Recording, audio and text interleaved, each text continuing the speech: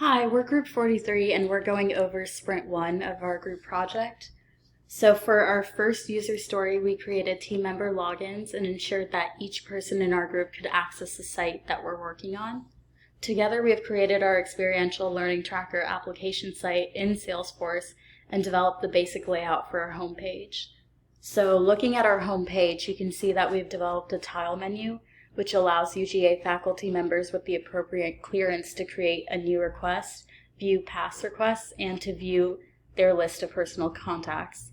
There's also a messages panel where users can view any communication from other faculty or students relating to the EL course approval process.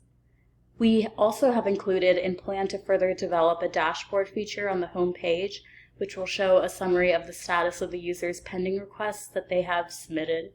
Additionally, we created a form where users may contact a support team for any issues that may arise while using the site. We still intend to create a separate user interface that reflects access from student accounts to this EL tracker system.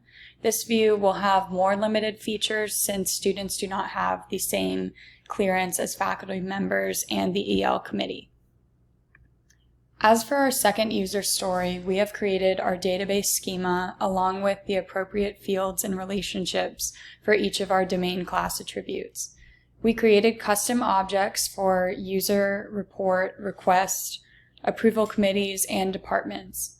Although we were not yet able to link this database schema with our site, our group is planning to meet with Barney and Kyle on Thursday to discuss this step for Sprint 2. Our overall goal for this sprint was to establish more effective communication among our team, and we feel that we have accomplished this as we move into Sprint 2. We have found that our team does need to improve our individual research skills since all of our members are new to using Salesforce at this capacity. Thanks.